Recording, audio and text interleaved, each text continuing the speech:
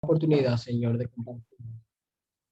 compartir los asuntos de tu reino, Señor, y ir ensanchando nuestro camino, Padre Santo, con el conocimiento pleno de tu palabra.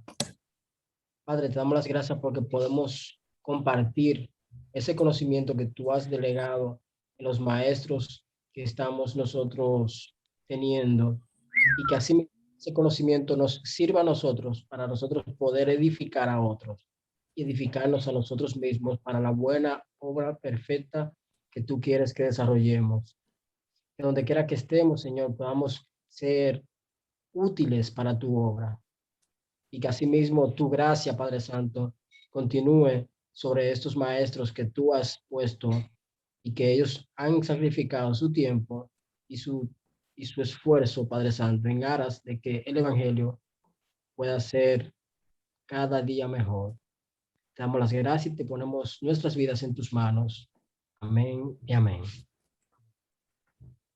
Bueno, hoy terminamos con esta parte del periodo intertestamentario e inmediatamente después entramos fijamente ya a los libros del Nuevo Testamento. Todo esto es preámbulo para lo que vamos a ver en Mateo, Marcos, Lucas, todos esos libros para adelante.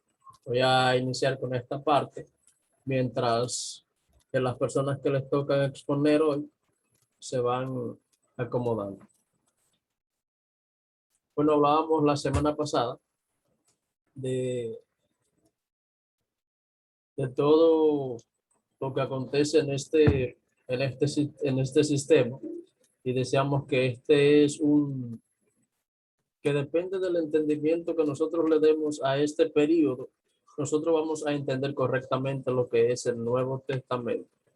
O para simplificarlo más, vamos a entender todo lo que Jesús dijo cuando él estuvo acá. Vamos a entenderlo, el por qué él tuvo el problema con los fariseos, con los escribas, con los celotes, porque de acá es que salen todas estas fuertes o todas estas fuentes religiosas. Y hablábamos de los macabeos, de cómo Dios protegió a su pueblo, un remanente, decíamos que esta palabra de un remanente fiel que Dios tenía en este entonces. Y hablábamos que este era un periodo sin profeta.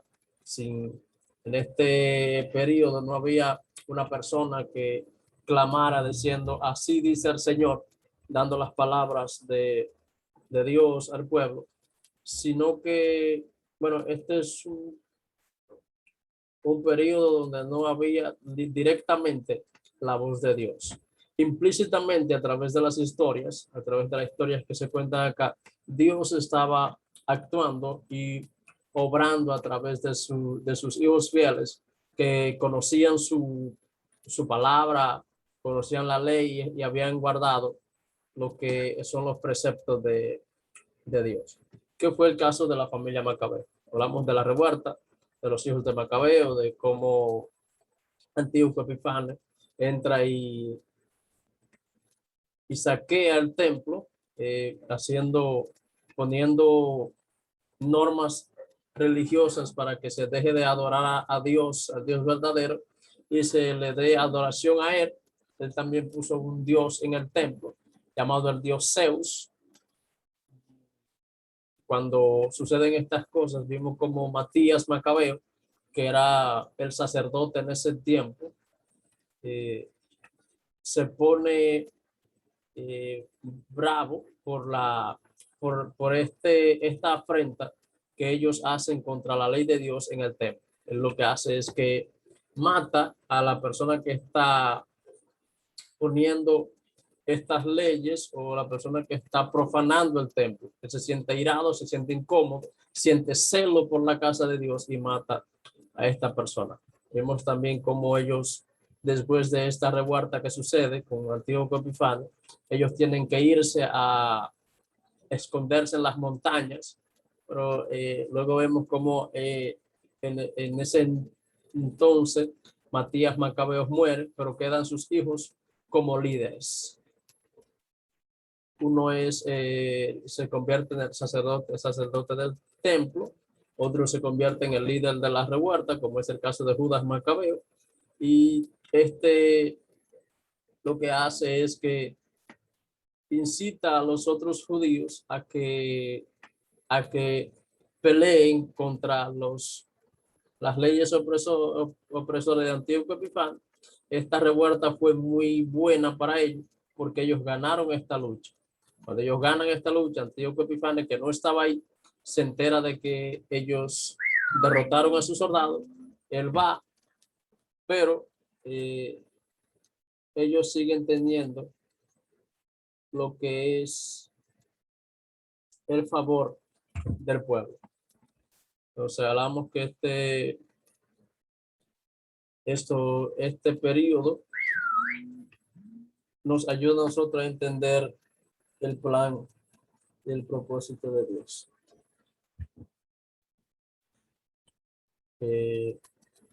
Aquí vemos los nombres con los cuales vamos a ver a Jesús identificándose. Ya después en Mateo, Marcos, Lucas, que son los evangelios signóticos. Juan es un libro que se lee aparte, pero se habla del signotismo que tienen estos tres primeros libros por la similitud que hay entre ellos. Hay historias que tienen mucha similitud, se parecen, y en algunos casos son la misma historia. Entonces, por eso se les llama los evangelios signóticos. Ya después de que oímos las diferentes religiones que estaban en ese entonces, hablamos de bueno, eso lo vimos anteriormente, los libros. Hablábamos de los celotes, de los fariseos, los escribas, y decíamos que los escribas eran partes de los fariseos. Vienen saliendo como de los mismos fariseos. Lo que pasa es que los escribas eran las personas que se dedicaban especialmente a estudiar las leyes en el templo. Las leyes de los profetas, que era el libro que se leía en la sinagoga. Se leía el libro de la ley y el libro de los profetas, y un escriba o un intérprete se paraba y daba una explicación de lo que se había leído. Era lo que pasaba, era el caso de los escribas. Ellos eran específicamente estudiando, se la pasaban el tiempo estudiando específicamente las leyes de Dios. Por eso es que Jesús le da muy fuerte a ellos, porque estos son personas que conocen la historia, conocen los escritos por los profetas, conocen la ley mosaica, pero ellos hacen otras cosas que no está escrito, que no es los mandamientos de Dios. Ellos, en algunos lo que hacen es que quitan parte de lo que dice la ley, y en otros momentos lo que hacen es que le ponen de más. Cuando Jesús le dice, hay de estos escribas y fariseos, también dice que quienes como los escribas y fariseos que se sentaron sobre la cátedra de Moisés por el conocimiento que ellos tenían. La cátedra de Moisés era como una silla que se usaba en el templo, donde se sentaban el estudioso para aprender y escudriñar las escrituras. Se sentaron sobre el conocimiento, es lo que se puede decir. Ellos tenían mucho conocimiento y por eso Jesús le da muy fuerte a ellos. Luego vamos a ver a Jesús como, bueno, estas fueron las diferentes creencias que se desarrollaron, el desarrollo de las creencias religiosas. Un monoteísmo rígido, ellos tenían la creencia de un solo Dios, que es lo que vemos en el Deuteronomio, cuando dice, oye, oh Israel, Jehová tu Dios, uno solo es. Pero cuando leemos este verso, hay muchas personas que lo han distorsionado, personas que no creen en la Trinidad de Dios por este verso, pero en los escritos antiguos, en los escritos ya originales, no se dice Jehová, sino se dice Elohim. Oye Israel, Elohim uno solo es. Cuando habla de la palabra Elohim, está hablando en un Dios plural, está hablando de la pluralidad de Dios, o sea, del Dios trino. Donde inmediatamente ellos escuchan esto, oye Israel, Elohim, tu Dios uno es, ellos entienden que está hablando de la pluralidad de Dios. Entonces, tenemos una expectativa más clara y más fuerte mesiánica. Acá explica lo que es la última parte del libro de Malaquías, donde habla también de Juan como el heraldo, el que va a proclamar el evangelio, el que va a abrir el camino para la venida del Señor Jesús. Juan es un heraldo, es un proclamador, es aquel que abre el camino para que el Mesías llegue. Luego vamos a ver a Jesús proclamándose como el Hijo del Hombre en Daniel capítulo 7, que uno de ustedes lo va a exponer prontamente. Daniel capítulo 7, hablando de de todos los reyes y naciones que van a ir pasando, de la visión que Daniel tuvo, habla ya al final de Jesús como el Hijo del Hombre. Y vamos a ver muchas veces a Jesús diciendo, porque el Hijo del Hombre no vino a ser servido, sino a servir, porque el Hijo del Hombre esto, porque el Hijo del Hombre aquello. Vemos como un profeta. Jesús tuvo tres roles. Fue sacerdote, rey y profeta. Y al ellos entender esto, van a entender la próxima parte, que este es un Mesías descendiente de David. ¿Recuerdan la profecía o la promesa que Dios le hizo a David en 2 Samuel capítulo 7, de que de él, de su linaje, de su descendencia, iba a venir un rey que iba a reinar para siempre? Hace referencia a Salomón, pero también hace referencia a Salomón como su sucesor, pero hace referencia a Jesús como el Rey de Reyes, que reinará por toda la eternidad. Entonces, estas son las fuertes creencias que surgen las creencias de la resurrección de los muertos, excepto los saduceos. Los saduceos no creen en esto de la resurrección de los muertos, pero las otras creencias. Por eso es que vemos a Jesús en una ocasión, que vamos a ver más adelante, cuando uno de los grupos religiosos le pregunta o le hace una historia que aparece en el Antiguo Testamento de la mujer que se casa con los 7 hermanos. Uno se muere, luego el otro hermano la toma como esposa, que esto era costumbre de ellos. Cuando una mujer se casaba con uno, ese hermano se moría y no dejaba ningún descendiente. El otro hermano tendría que casarse con ella y la descendencia o el hijo que tuviera no pasaba a ser hijo de él, sino hijo del hermano muerto, y para eso iba a ser su descendencia. Esto sucedió y pasó con 7 hermanos. Entonces es cuando ellos les preguntan que de cuál de los 7 será esposa en la resurrección. Esto creían en la resurrección. Vimos los desarrollos sociales, se desarrollan lo que son las sinagogas, los partidos judíos, los saduceos. Esto aceptan los saduceos son los que aceptan los 5 libros de Moisés, el Pentateuco. Ellos creen en el Pentateuco, más no creen en lo que es la resurrección. O sea, para ellos, la resurrección, lo que sucedió con Jesús, no existe. Ahora, esto era un pequeño número, esto no eran muy grande, pero era un pequeño número de un núcleo religioso. Estos eran fuertes en sus creencias. No era muy fácil dejarlo o hacerlo hacer que ellos no crean en lo que ellos creen. Tenían muy fuertes convicciones. Luego están los fariseos, que estos son más que los saduceos, estos eran más gente, eran más populares entre la gente aceptaba sus enseñanzas. Estos no simplemente creían en el Pentateuco, sino que estos creían en todo el Antiguo Testamento, o sea, el Pentateuco, la ley y los profetas. Ellos creían en todo esto. Luego están los esenios, estos eran los que vivían al margen de la sociedad, vivían en comunidad estricto a la gente de la tierra.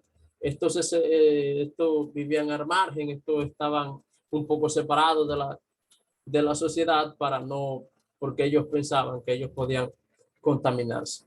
Entonces, debido a su dieta, estos hacían mucha dieta muy estricta, porque ellos no comían todo tipo de cosas. Entonces, esto lo que les llegó a ellos fue a enfermarse por esta condición de vida que ellos tenían. Y incluso llegaron muchos a morir por enfermedades del estómago. O están los celotes, estos eran los críticos de los romanos, estos odiaban a los romanos, cada cosa que los romanos hacían, ellos los criticaban. Tenían una guerra en contra de los romanos, peleaban y estaban dispuestos a matar para ganar la libertad política. Luego están los herodianos, que esto sí quiero que presten mucha atención. Esta es la familia de los Herodes. Aquí vamos a ver a Herodes el Grande, que fue el que hablamos de las grandes construcciones que él hizo. Se consideró como uno de los mejores constructores de los tiempos. Este Herodes es el mismo Herodes que está en los tiempos de Jesús, cuando Jesús nace, y este es el mismo que manda a matar a los niños, porque él sabía, cuando se encuentra con los Reyes Magos, que él escucha la noticia de que un rey ha nacido. Entonces, cuidando su reinado, cuidando para que no fuese quitado, porque él no viene de la línea de David, él manda a matar a los niños. Hay un odio entre los judíos y samaritanos. Recuerden que hablamos en Nehemías capítulo 7, Nehemías capítulo 8 y Esdras capítulo 7. La separación que hubo por mandato de Dios, de que todo el pueblo debía separarse de las personas las cuales no eran del pueblo judío, pero ellos algunos estaban casados, hijos habían salido. Entonces ahí vemos esposas, hijos, padres alejarse de lo que son los judíos, pero esto es mandato de Dios, y por eso está la enemistad entre samaritanos y judíos. Entonces, estos problemas, esto es en el retorno del exilio. Entonces, la destrucción de Samaria por Juan Hircano. Está lo que es la Septuaginta, que estuvimos hablando, que eran se le llamaba los 70. Fueron 70 hombres que ellos pusieron, porque se estaba perdiendo lo que es el primer idioma de los cristianos. Se estaba perdiendo. Recuerden que Alejandro Magno se había propuesto helenizar el mundo y cambiar el idioma. Entonces, para que no se perdiera la costumbre de que ellos no leyeran sus escritos, sus Biblias, ponen estas 70 personas para que traduzcan la Biblia al idioma original que se está hablando en ese entonces. Entonces, vamos a hablar un poco de lo que son los herodianos. Los herodianos. Herodes muere 4 años después del nacimiento de Jesús. Luego, cuando él muere, la ciudad se divide en 4, y 4 de sus hijos son los que empiezan a gobernar. Está Herodes, está Menelao. Menelao es el que se queda en la ciudad de Judea. Luego, cuando José tiene que huir con el niño, cuando va a regresar a Judea, él se entera de que Menelao está gobernando en lugar de su padre, y él no decide ir a Judea, sino que se va a Egipto, y se va a otra ciudad y no regresa a esa ciudad, porque tenía algo heredado de su padre, que era el lado sanguinario, y era muy, muy cruel también. Luego está Herodes Antipa, que este Herodes es el que, Herodes Antipa o Herodes Tetrarca. Este es el que Juan el Bautista le reclama o le dice que él está siendo infiel o está en pecado porque él está casado con la mujer de su cuñado, que es llamada Herodía. Y luego está el otro Herodes Tetrarca, que es el que encontramos en Hechos capítulo 12, en la matanza de Juan, de Jacobo y el apresamiento de Pedro. Y ya la última que gobierna es Salomé. Esto, ya acá terminamos este periodo y vamos a entrar en sí a los libros de Mateo, Marcos, Lucas y todo eso. ¿Preguntas o comentarios sobre lo que tratamos del periodo intertestamentario?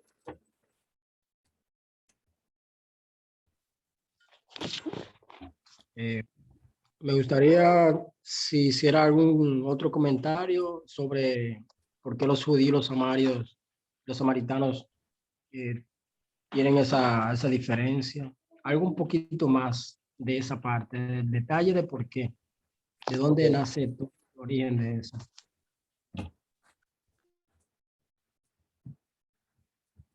Ok, vámonos a la Biblia.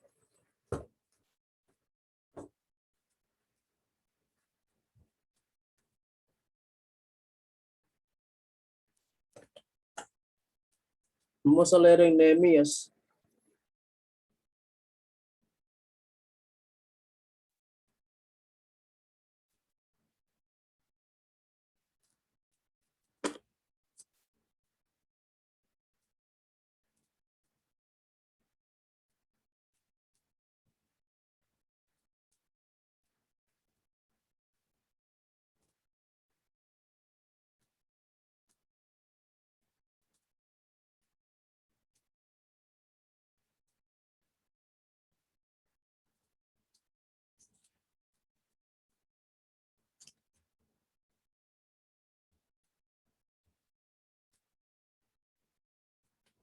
Nehemías capítulo 8 relata el pueblo de Israel.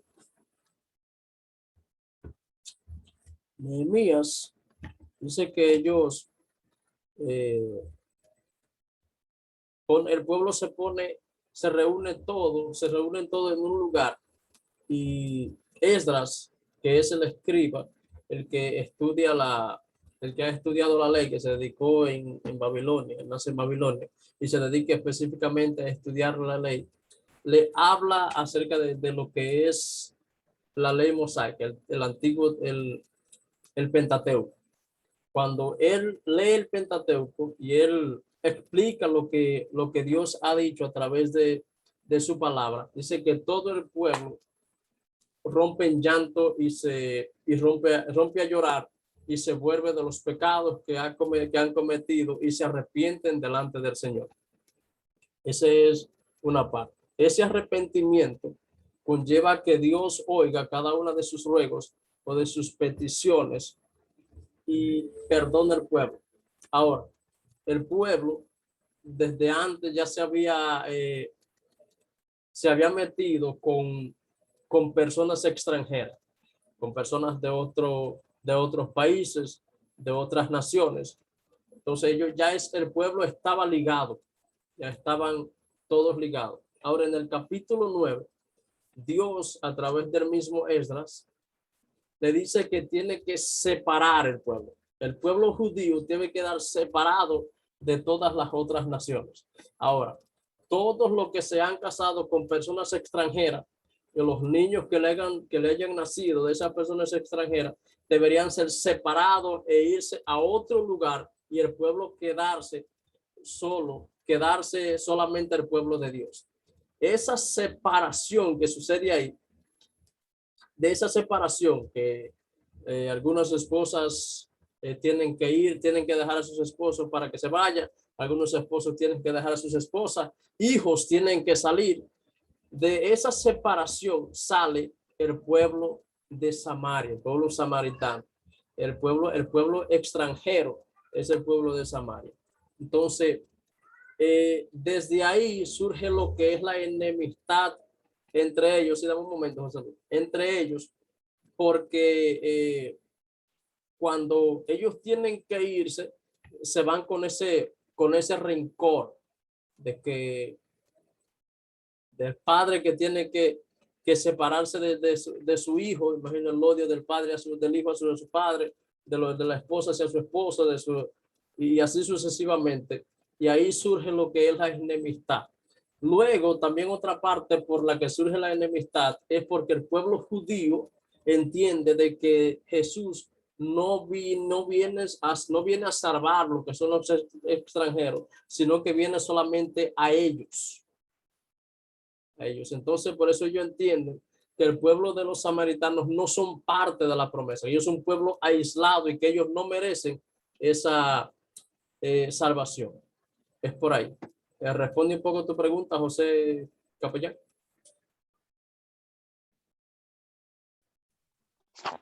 Sí, vamos bien. Ok, vamos a ver qué va a decir José Luis, que va a añadir algo más. José Luis. Sí, recuerden que el pueblo judío fue varias veces conquistado. Entonces, fueron conquistados por los babilonios, por los asirios, los medos y los persas.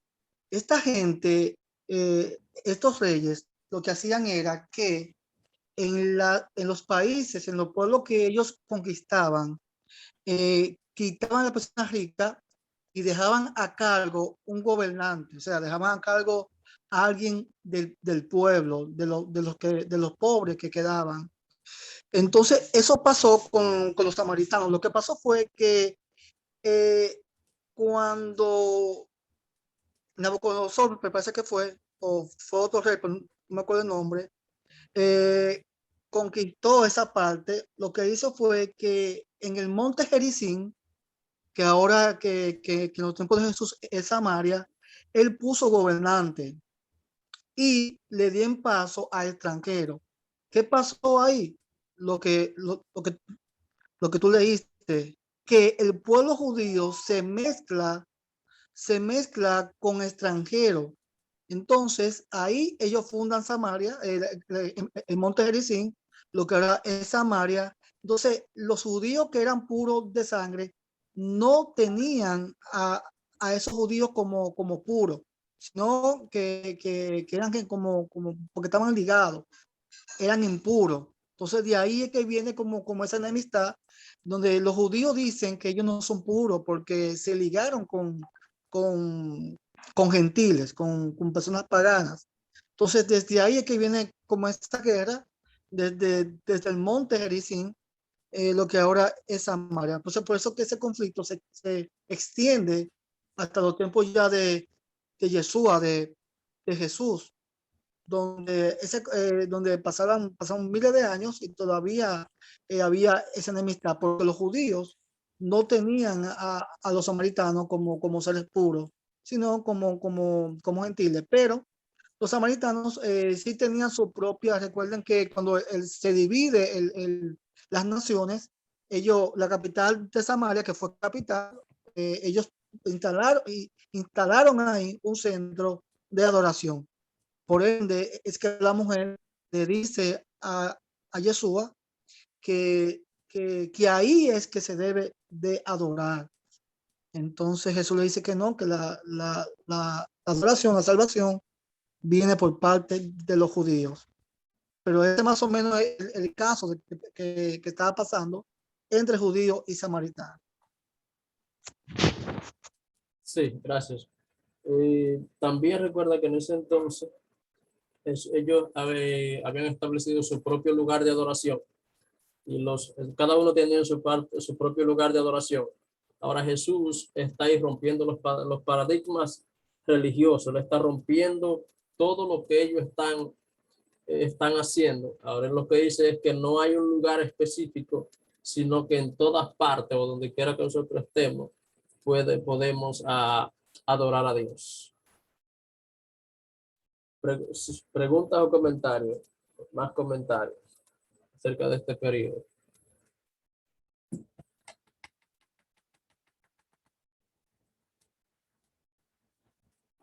Ok, vamos, los que les tocó las exposiciones.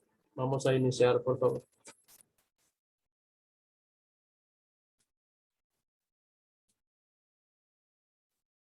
Eh, a ver cuál está aquí. Joana, te toca, por favor.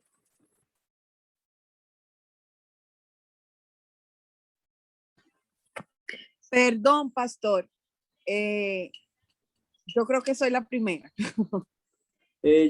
¿Cómo es tu nombre? Janet.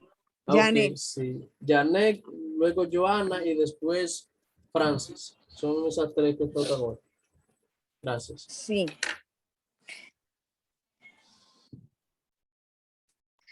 ¿Puedo iniciar ya? Sí, puedes iniciar. Ok.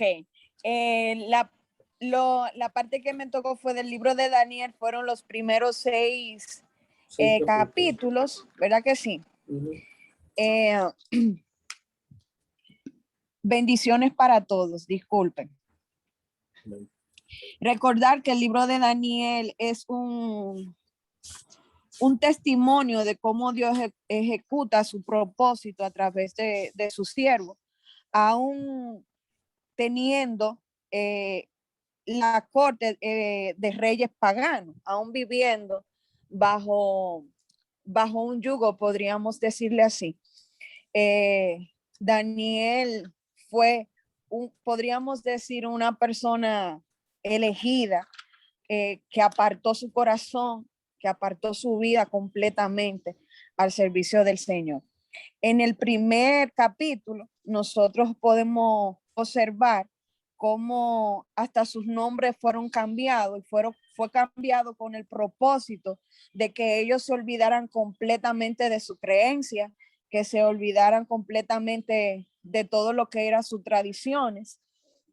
Ellos también con el cambio de estos nombres también ellos querían una forma como de humillarlos a ellos, podríamos decirlo así, tomando en cuenta que el nombre de Daniel, que significa, tiene un significado especial. Daniel significa Dios es mi juez, y le cambian a un nombre babilónico, el cual tiene, que está incluso hasta blasfemando en contra de lo que es un significado de como judío, que su significado babilónico es la dama protege al rey.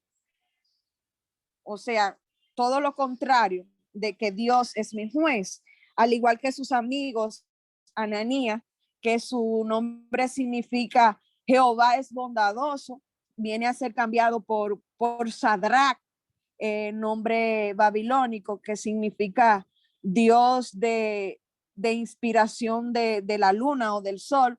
Recordar que ellos, los babilónicos, tenían por costumbre a adorar ídolos, incluso especialmente a adorar los elementos. A Misael, que su nombre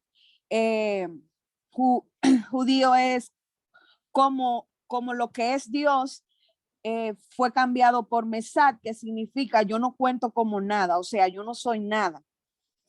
Y Azarías, Jehová es mi ayudador, vino a ser cambiado por Abednego, siervo de Nebo, que era un dios que ellos adoraban. O sea que el propósito era de ellos borrar todo lo que era su creencia, borrar su existencia, podría yo hacer, y hacer lo que ellos vivieran bajo sus reglas y vinieran a tomar las costumbres de Babilonia como suyas. Cosa que en el primer capítulo dice que Daniel, ¿verdad? Fue todo lo contrario, hizo todo lo contrario, donde él dijo, bueno, yo voy a servir a Dios, yo estaré aquí, pero yo sé a quién le sirvo, yo sé en quién he creído, yo estoy bastante firme en eso. Esa fue la parte que pude aprender de ese primer capítulo, de lo que pude entender. Y luego ya en el capítulo número 2, ahí donde Dios comienza, ¿verdad?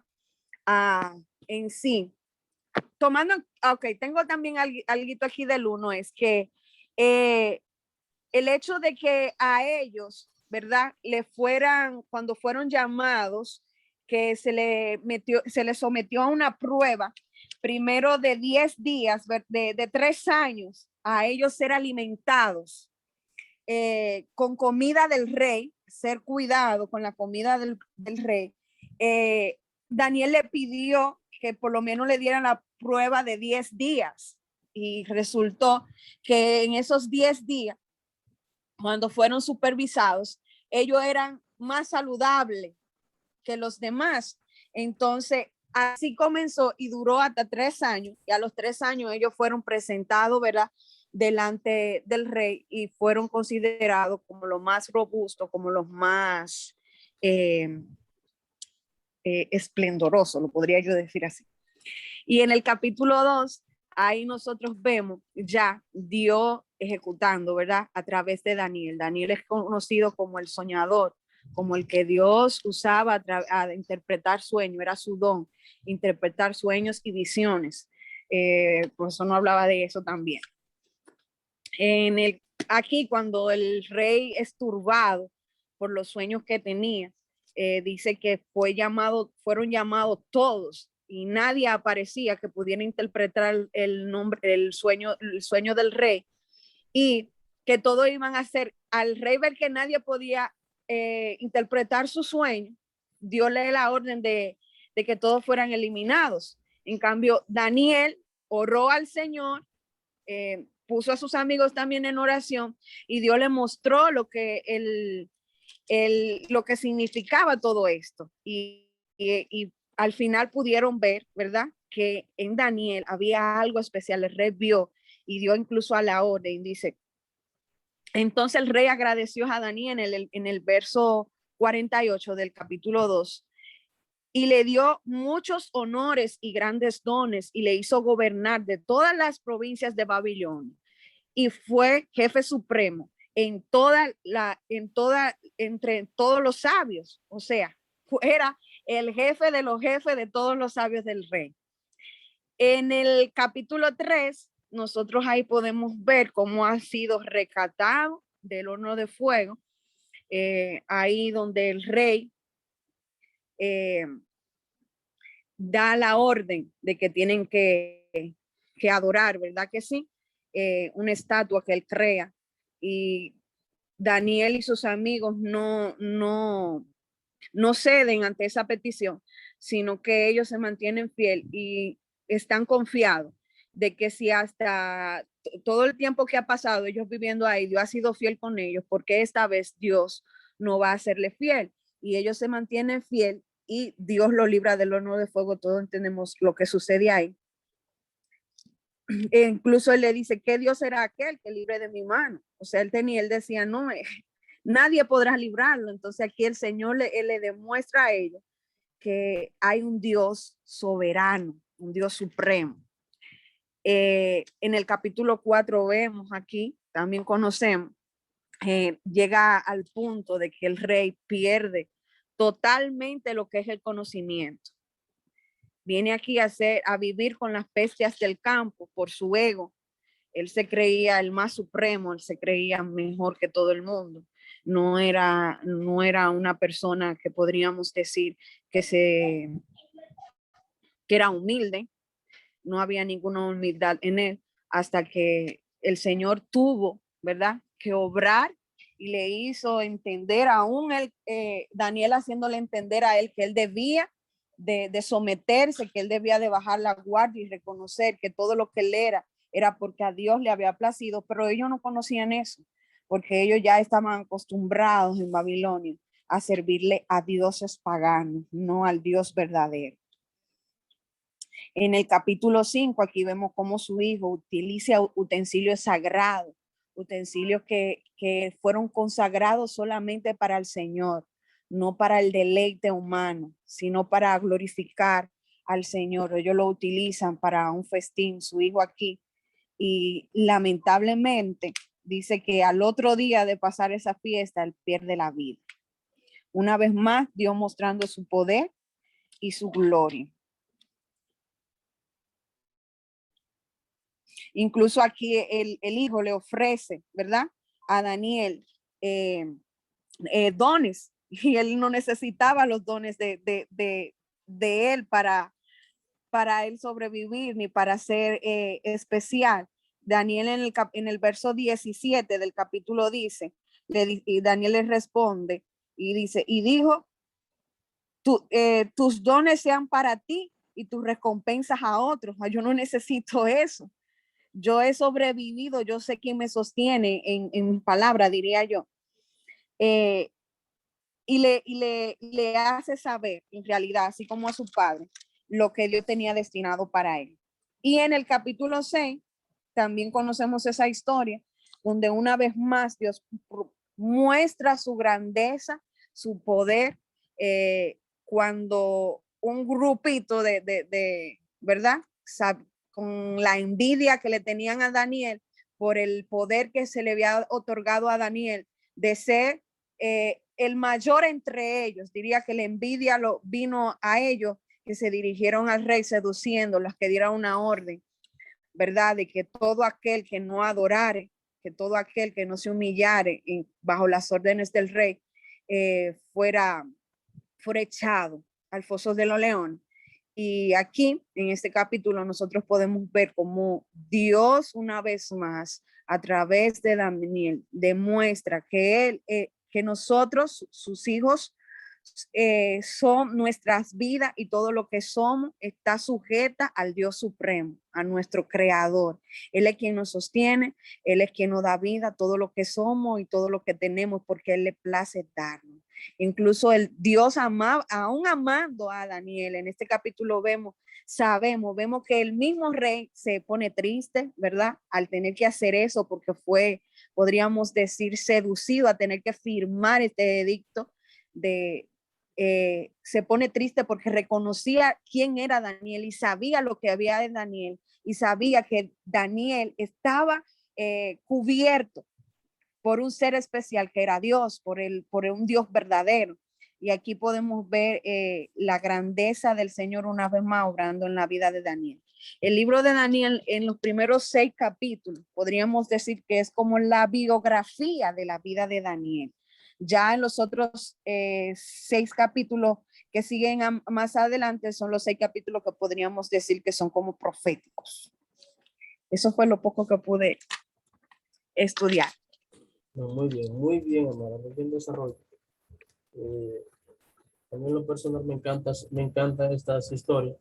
Yo soy fanático Gracias, porque yo soy fanático de las historias. Incluso mi biblioteca está llena de, pequeño biblioteca que tengo está llena de libros. A mí me encanta mucho lo que es la lectura y más los libros históricos. Y Daniel es un libro precioso, un libro hermoso en el cual nosotros podemos aprender mucho de la vida de Daniel. Daniel en sus profundidades, en su vida de intimidad con Dios, desde su niñez hasta su vejez, un hombre íntegro delante del Señor. Nunca tuvo ninguna falta. Inclusive, bueno, en ese mismo último capítulo que leíste, capítulo 6, dice que las personas buscaban una falta para poder acusarle, y dice que no hallaron ninguna falta en su vida por la cual ellos pudieran acusarle, y por eso deciden acusarles por el lado de Dios. Y sí, en esos 6 capítulos vemos la biografía de Daniel.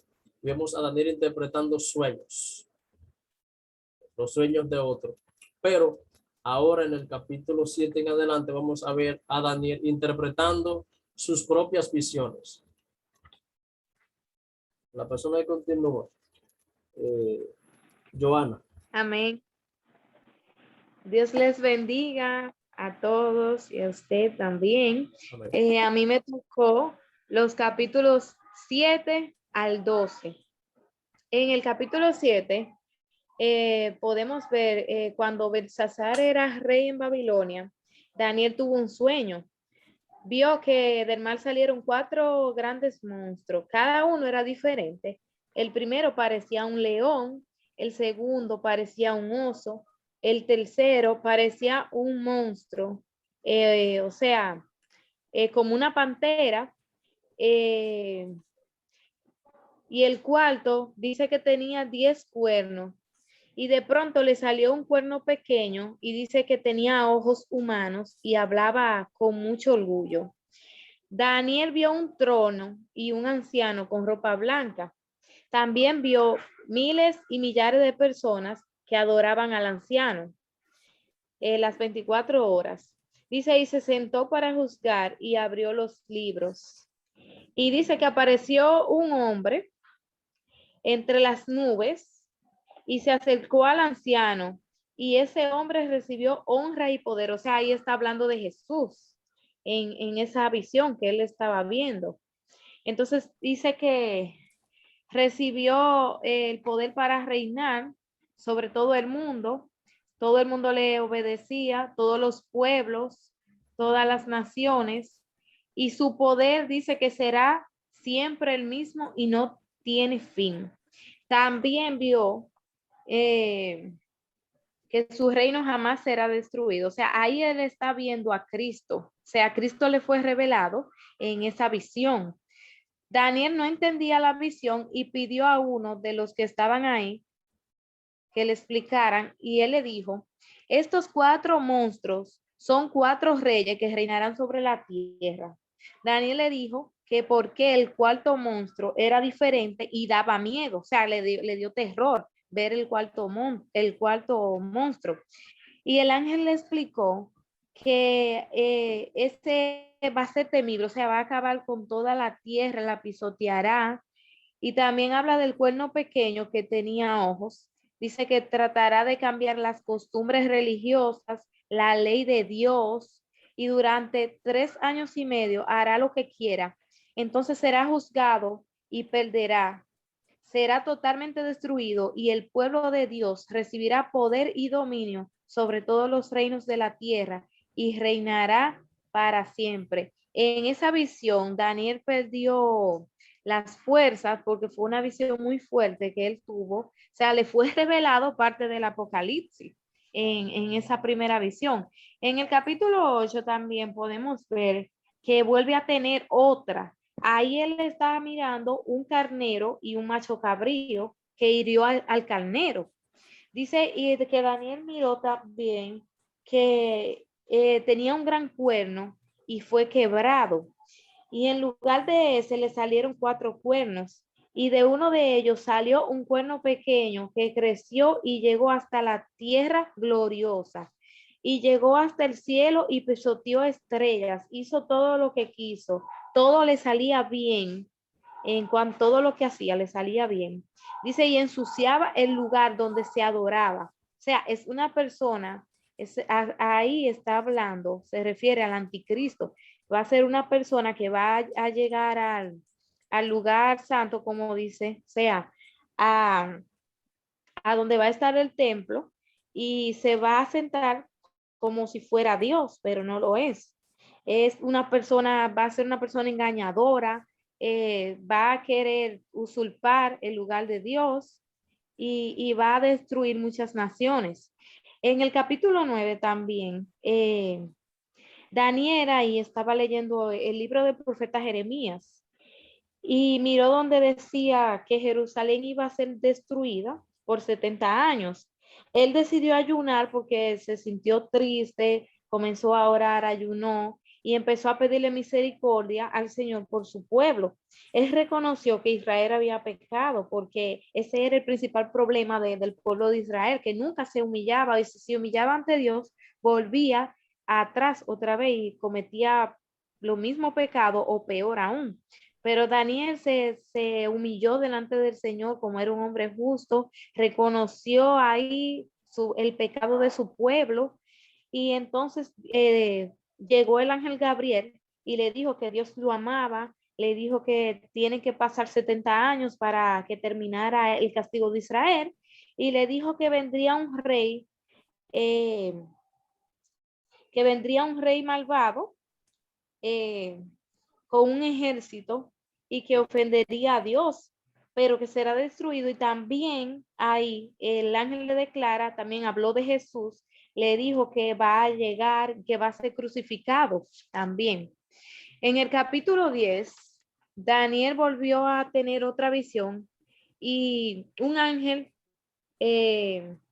le dijo que Dios había escuchado sus oraciones, de que él se humilló, pero que no había podido pasar porque una potestad le había impedido por 21 días llegar hacia él. Ahí podemos ver, o sea, un tal príncipe de Persia le impidió al ángel que el mensaje a Daniel le llegara. Y también en el capítulo 11 se puede ver que ahí es más profundo. O sea, ya ahí esa es una de las profecías más fuertes que Daniel pudo ver en visión. Va a haber pelea guerra entre reyes. Dice que el rey del norte contra el rey del sur, habrá muertes, habrá desastre. También ahí aparecerá el anticristo, o sea, se ve la influencia en el ámbito político en cuanto al poder, al dominio. Va a haber mucha guerra. Dice que va a ser una persona que todo le va a salir bien en un tiempo, o sea, hasta donde Dios se lo permita. Él va a aparecer con buenas intenciones, va a recompensar a todo el que le adore, pero el pueblo de Dios permanecerá firme. Dice que va a haber un remanente que no se va a doblar, que no va a dejarse engañar por el anticristo. Dice también que el anticristo se va a creer un Dios. También dice más adelante que no le hará caso a las mujeres, posiblemente sea un homosexual, porque no va a tener empatía por las mujeres. Y que todo es continuo, hermano. O sea, una persona que lo que piensa es en hacer el mal, aunque él engañe a la gente por unos años, pero es a destruir la tierra que va, a destruir la humanidad.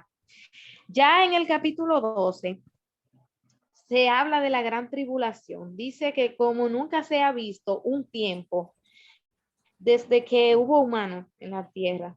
También habla de cuando Dios va a resucitar los muertos. Dice que uno va a ser resucitado para vida eterna y otro para condenación. Y también dice que será un tiempo donde la ciencia se va a aumentar mucho y todos van a correr de aquí para allá. Y ya al final, ya ese es el último capítulo. En realidad, toda esa profecía, Daniel la pudo percibir. Esto era algo tremendo porque también el ángel le dijo que guardara, que sellara esas palabras, o sea, que no era para su tiempo, que eso iba a acontecer, pero no para ese tiempo. Y aquí podemos ver que muchas aún todavía, vamos camino allá, pero todavía no se han cumplido.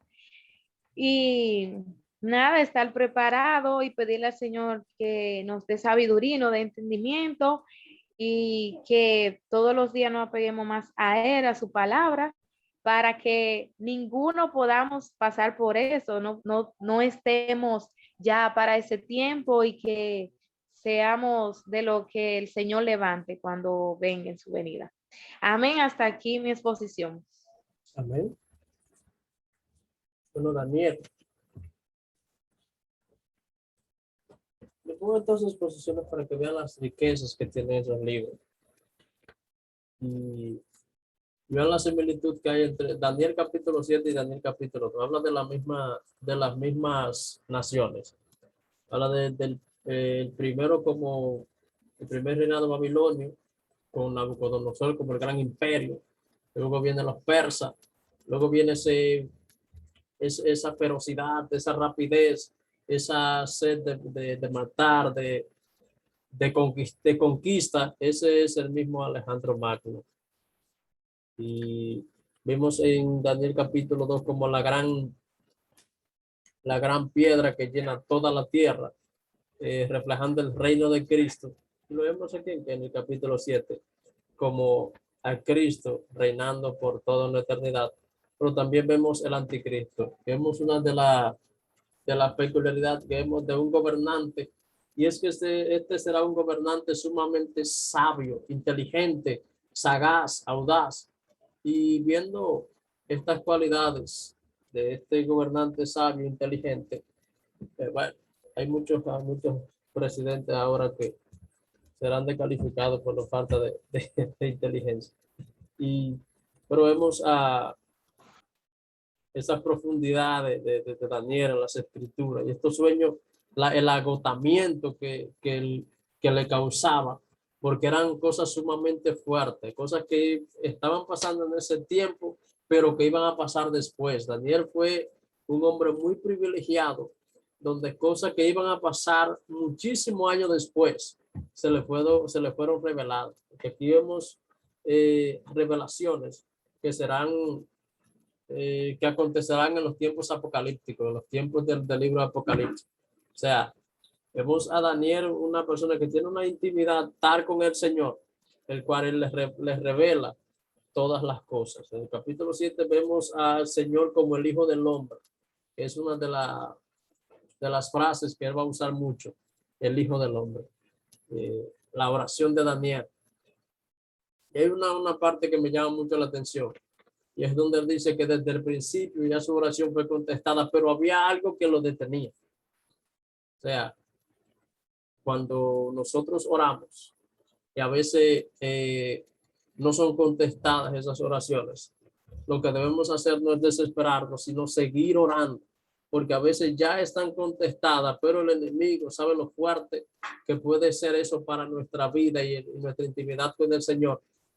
Trata de que esas oraciones, o trata de que nosotros no veamos de que ya son contestadas, y trata de impedir esas cosas, pero nosotros confiando en el Señor, en sus promesas, en su fidelidad, sabemos que Él, el que es fiel y justo hasta el final, y nos va a... Él le dio la victoria a Daniel, y así como se la dio a Daniel, yo tengo fe y creo que Él también nos la va a dar a nosotros. Bueno, la última por esta noche de las exposiciones, creo que le toca a Francis. Sí, Francis. Bueno, maestro. Sí. Maestro, disculpe, pero para hoy no estoy listo porque usted no asignó para mí y para mi esposa el libro de Esther, y dijo que era para la segunda semana. O sea, yo no estoy preparada para hoy porque nosotros tenemos que estudiar. Entonces dijo el libro de Esther entre los dos para la segunda semana. Ok, Sí. parece que hubo una confusión ahí. Mira, Exacto, hubo una confusión porque yo dije que iban a ver, Iván y el libro de Esther. ok, iban a haber 3 exposiciones. Profe, no, creo que usted dijo que íbamos a tener 2 por día. Sí. Así que usted Dos por día. Ok, Dos por ok. Sí, Entonces, sí, profesor. ok, está bien. Creo que a José yo no le he puesto exposición, ¿verdad, José?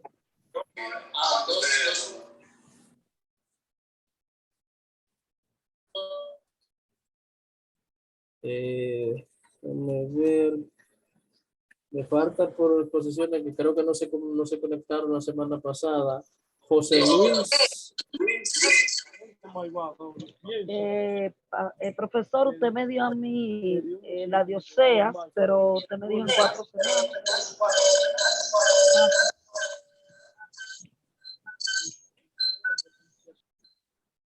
Profe, usted me dio a mí Nehemías del 1 al 6, pero no era para hoy. No, ya entonces para la próxima semana le tocará a Francis y Divani. Esas 2. Ok, maestro.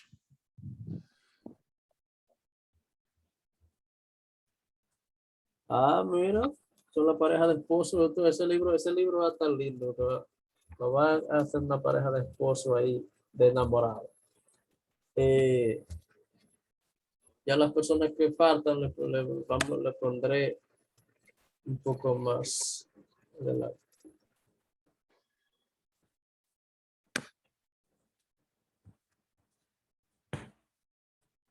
Bueno, terminamos en el periodo intertestamentario, terminamos con el tiempo apropiado, con el tiempo propicio para la venida del Señor. Y la Biblia establece, La Biblia es clara y no se equivoque en esto, de que Jesús vino en el momento indicado en el cual el Señor había predestinado o tenía ya en sus planes que él regresaría.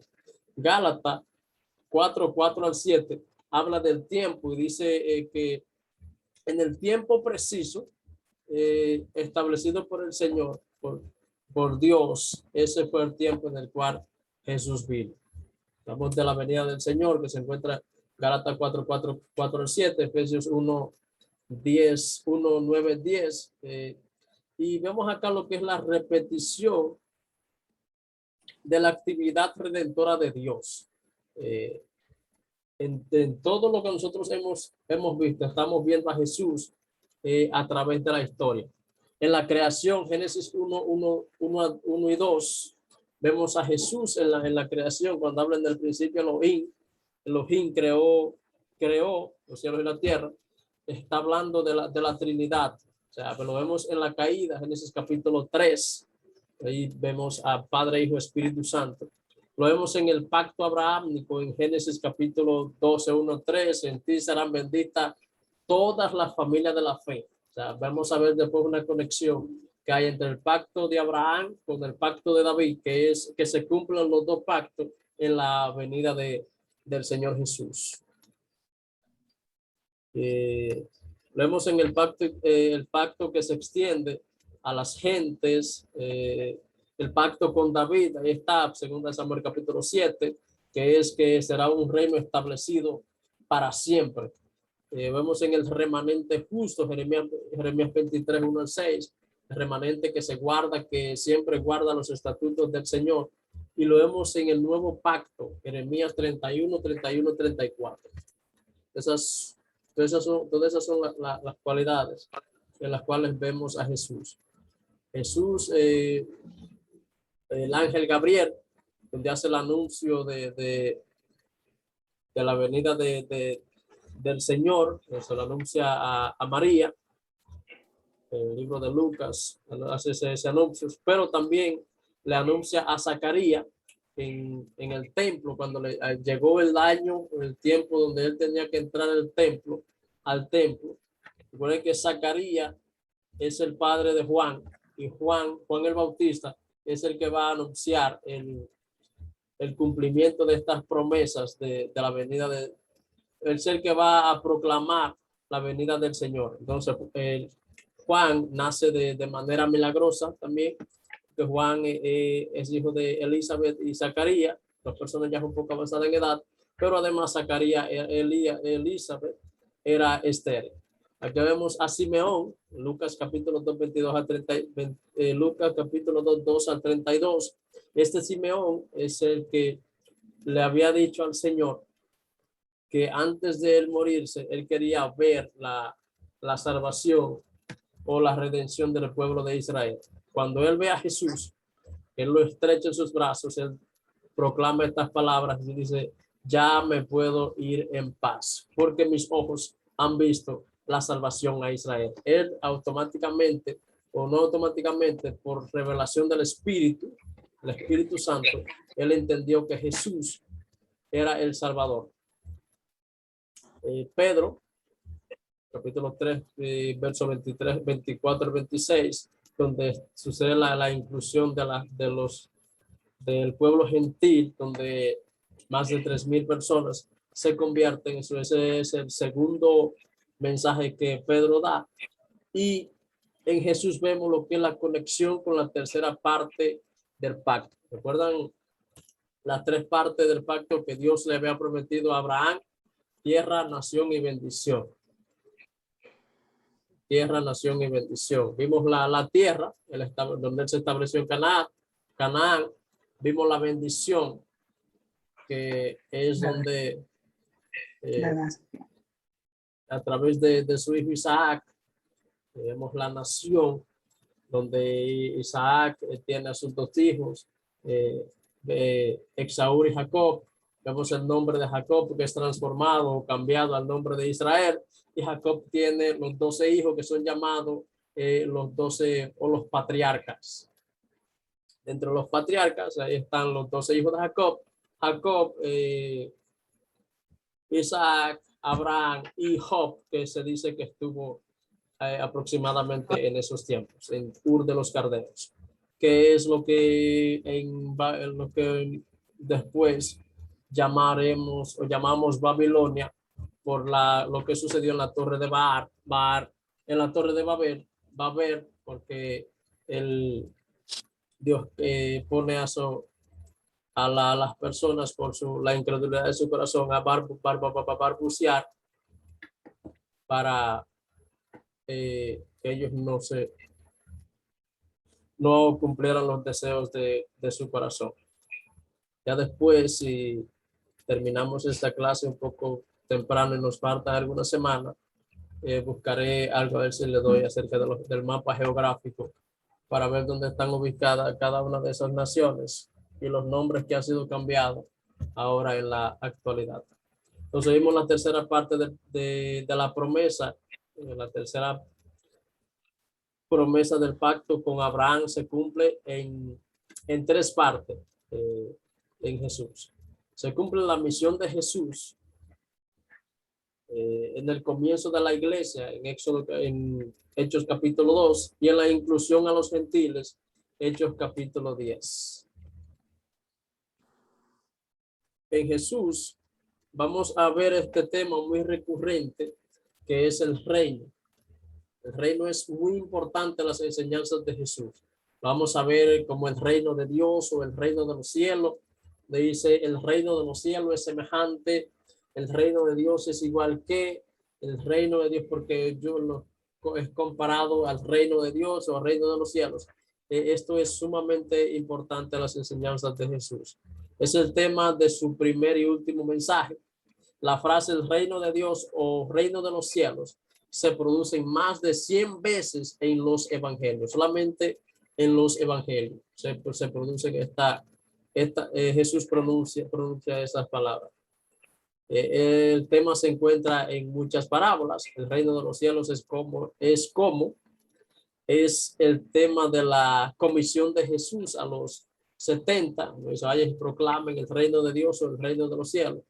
Jesús entendió su misión como proclamación del reino. O sea, Jesús dijo, el reino de los cielos se ha acercado. Luego le da a Pedro, cuando dice, a ti te daré la llave del reino. Hay mucha gente que se equivoca con estas palabras y cree que es que San Pedro tiene una llave y allá cuando uno llega allá va a tocar la puerta y San Pedro le va a abrir. Le va a abrir la puerta. Hasta aparece San Pedro ahí con la barba blanca y le va a decir, le va a dar como permiso para que entre. No es eso. Cuando Jesús está hablando del reino, está hablando de la misión, está hablando de su palabra, está hablando de que a través de Pedro, del sermón que él da en Hechos capítulo 2, Hechos capítulo 3 y después Hechos capítulo 10, que él es que va a predicarle a Cornelio, a través de esos mensajes que él va a dar proclamando el reino de Dios, las personas van a escuchar esos mensajes, que es lo que pasó en Hechos cuando se le fueron repartidos, dice lengua, pero aquí la palabra no es lenguas angelicales o lenguas espirituales, sino idiomas. Es la palabra que se traduce aquí.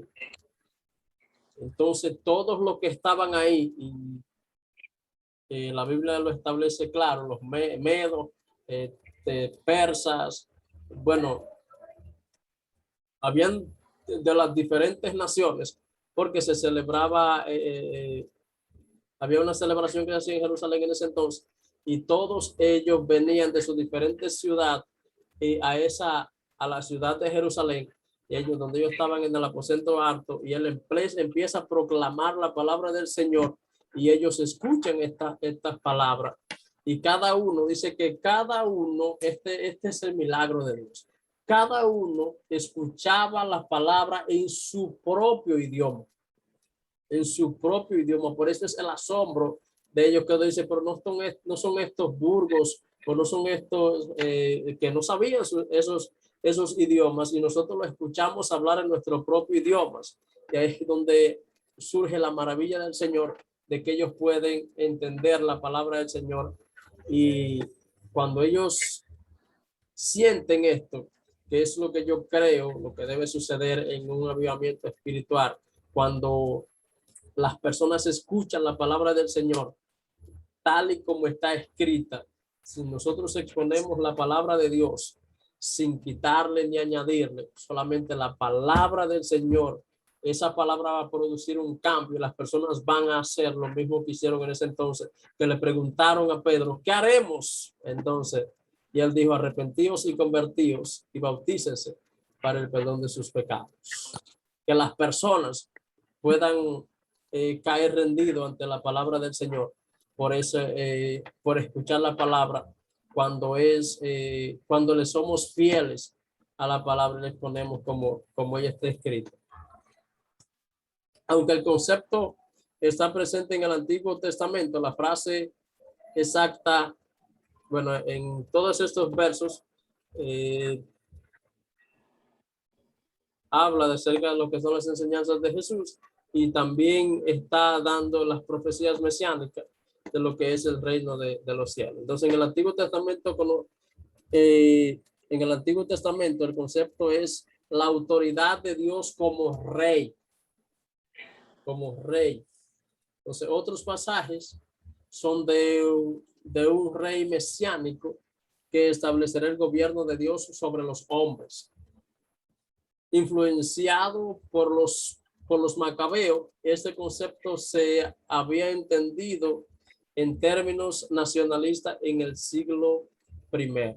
Ellos no entendieron esta venida del Señor.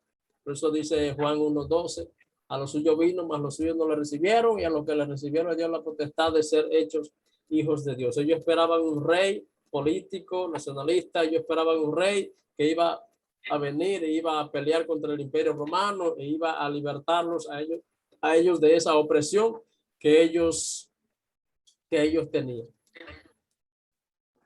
Entonces, por esto es que Jesús rechaza esta expectativa política y nacionalista. Jesús no viene como ellos lo esperaban.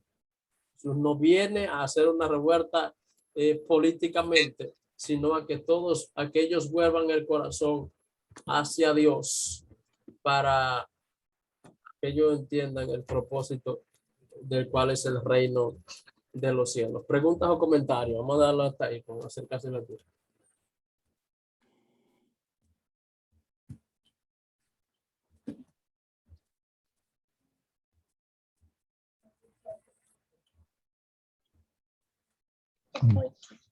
Profesor, una preguntita. ¿Hay algún material en la cual se nos facilite para nosotros así darle continuidad aquí en la casa a lo que estemos estudiando cada miércoles? Yo voy a hablar con Élido, que es el director del seminario, para que se le consiga ese material y se le envíe vía las redes, o se le puede enviar físicamente. Yo voy a ver qué él me dice, y de acuerdo a lo que él me diga, yo le diré. Ya será para las próximas semanas que vienen, porque él no está acá en el país, él está en México enseñando unas materias del seminario. Así que le pido que por favor oren por el pastor Élido, que está en otro país, está en México, y vemos que algunas situaciones o algunas cosas que pasan allá en México está medio peligrosito. Entonces, en sus oraciones incluyan por favor a Élido, para que Dios los cuide y lo use por allá de manera especial. Yo siempre pongo un trabajo final para entrega, que eso es lo que le da la parte de la nota a ustedes, y yo me gusta darlo un par de semanas antes para que tengan tiempo de hacerlo. Así que se lo voy a dar ahora. Solamente es un solo material. Y van a investigar las 12 etapas del Antiguo Testamento. Ese va a ser su trabajo final. Van a hacer, van a investigar, van a estudiar, van a hacer resumen y van a dar detalladamente cada etapa de esas. Son 12. Eso será el trabajo final. Eso pueden, creo que nos faltan casi 2 meses, o sea que tienen ese tiempo para irlo haciendo poco a poco. Investigar las 12 etapas del Antiguo Testamento o las 12 etapas de la redención y dar un detalle de cada uno.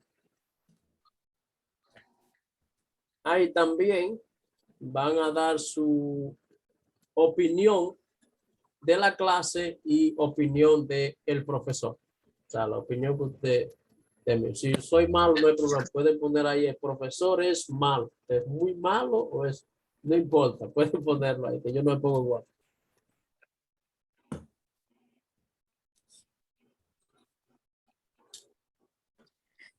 Una pregunta, profesor, ¿ese trabajo se le va a enviar a usted? ¿Cómo va a ser Sí, se me va a enviar. realizado? Cuando ya lo tengan, yo le doy mi email y por ahí me lo envían. Porque creo que algunos están un poco lejos y entonces para entregarlo físico se haría un poco difícil. Ok, gracias. De verdad. Otra pregunta, maestro. ¿Hay algún límite en las páginas? ¿O No, si quieren traerme 2 libros, no hay problema. No hay límite. O sea, si quieren detallarlo, poner ahí punto y coma y 2 puntos y aparte, punto y seguido, pónganlo ahí.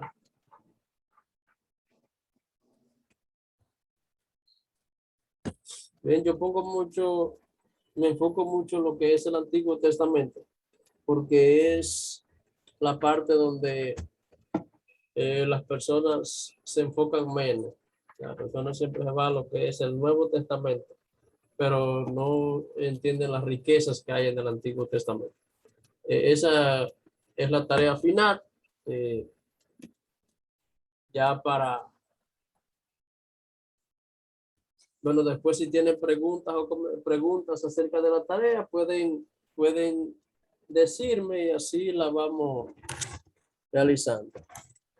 Te preguntaba José Capellán que si te puse exposición.